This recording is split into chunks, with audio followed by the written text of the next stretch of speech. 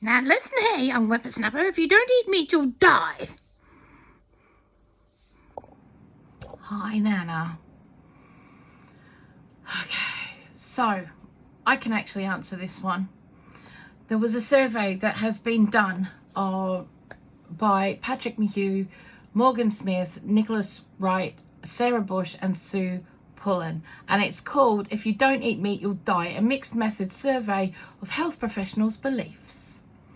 Okay, so it is quite abstract, etc. But the bottom line is this: almost half of practitioners consider their nutrition knowledge to be inadequate, and most made poor use of references for provision of information.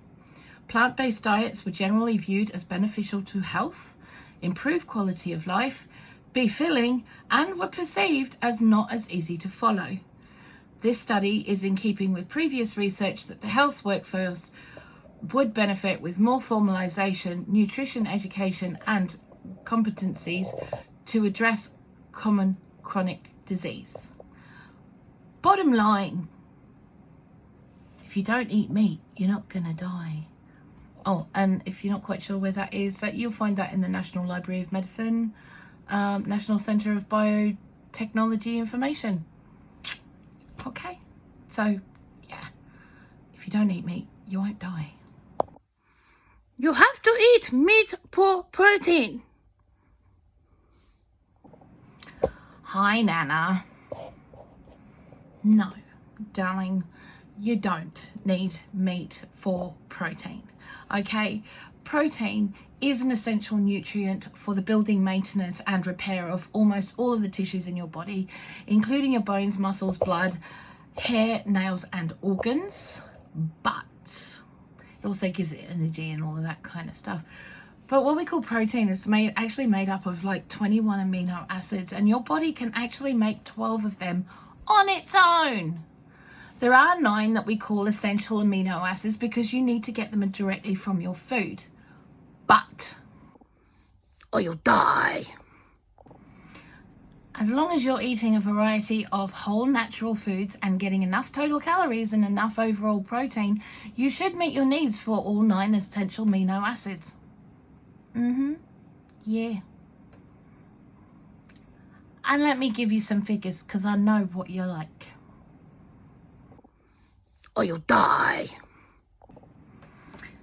It's also a myth that protein from meat is better source protein than vegan or plant-based protein. Although the meat and dairy industries like to make it sound like animal protein is the prized protein for your body, science doesn't actually back up the claim.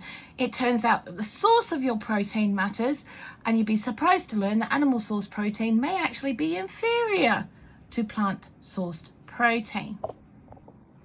So in a 2018 study published in the International Journal of Epidemiology, you've caught me on the hop here, Nana, researchers showed 81,337 participants over 6 to 12 years. The researchers looked at the percentage of protein that came from animal and plant resources for these participants. What they found was that the risk to cardiovascular death steadily climbed with the higher consumption of meat protein, but fell steadily with increased consumption of protein from nuts and seeds. In addition, a 2003 research review published in the American Journal of Clinical Nutrition confirmed that diets lower in meat consumption led to greater longevity. So stick that in your pipe and smoke it, woman, or you'll die. Actually, Nana, you won't die. In fact, what will happen is that you can actually poison your body by having too much protein, which is more likely to happen if you eat meat protein, because it's easier to eat than it is to eat the amount of protein that from vegetables and plant-based sources. Oh, you don't believe me? What do you mean too much protein? There's no such thing as too much protein. Don't you tell me how to suck eggs, young lady.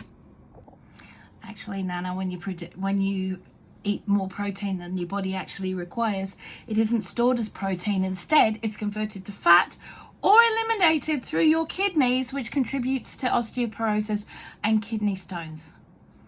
You know, that thing that made everyone so surprised you were 5'9" and everyone thought you were 5'3".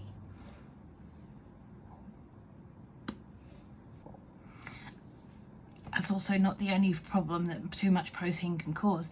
When the International Scholarly Research Network published a meta-analysis of 31 studies on protein intake and disease, it concluded that overconsumption of protein was associated with higher rates of osteoporosis, renal disease, disorders of liver function, coronary artery disease, and cancer.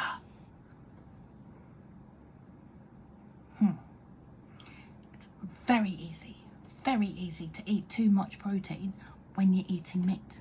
Not so easy when you're getting your protein intake from plant-based whole foods. You must have dairy for calcium. Calcium makes healthy bones, or you'll die. Here we go. Okay, dairy is high in calcium, but contrary to popular belief, high dairy consumption doesn't correlate with better bone health. In fact, osteoporosis and bone fractures are most common in the United States, Finland, Sweden, and the United Kingdom, the countries where people consume the most dairy products. Eating a lot of dairy products can also increase your risk of certain cancers, such as prostate, breast, lung, and ovarian. This may be due to the sex hormones like estrogen and other growth factors naturally present in milk. Dairy products also deliver a lot more than just calcium. They come with protein, animal proteins, lactose, hormones, contaminants, and even antibiotics. You know, not fun, Nana. Now listen here, young lady. Getting enough calcium from your dairy is the most important thing you can do for your bone health. Really? Okay, calcium is important for bone health, but calcium isn't the only thing your bone needs to be strong. Vitamin D, which you make with the use of the sun outside, is also really essential, you know. And if you're not able to go outside, you can now get sun lamps, which actually help you to get more vitamin D and start producing it. Failing all of that, there's tablets, you know, supplements. Yeah, okay, because people in countries like India, Peru, Japan eat around 1/3 of the amount of calcium that Americans do, or that the UK do, or yet in other countries, bone fractures are really rare. Really rare. They have a much higher exposure to sunlight due to their geographical location, which generally naturally increases their vitamin D levels.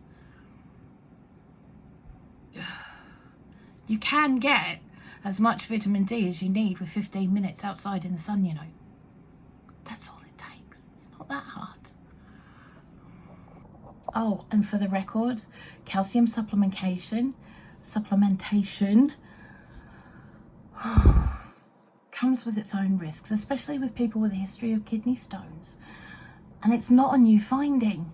A large epidemiological study published in the New England Journal of Medicine in 1997 looked at calcium intake and kidney stone incidence amongst almost 92,000 women between the ages of 34 to 57. The women who'd never had a kidney stone at the outset of the study were followed by questionnaires from 1980 to 1992. The researchers found that those women with higher dietary calcium intakes had reduced risk for kidney stones, while those who took calcium supplements increased their risk for kidney stones by 20%. Oh, and the study also had a side effect to it as well, and a side finding that extra calcium supplements may also increase the risk for cardiovascular disease due to the calcification in the aortas and veins. Not good. Well, I'm just saying what my mother told me, and it's all that I've ever known. but I suppose you might know what you're talking about. So, fine. But and I'm there. So, going plant-based, does that mean you still eat lamb? Bye, Nana. Love you too.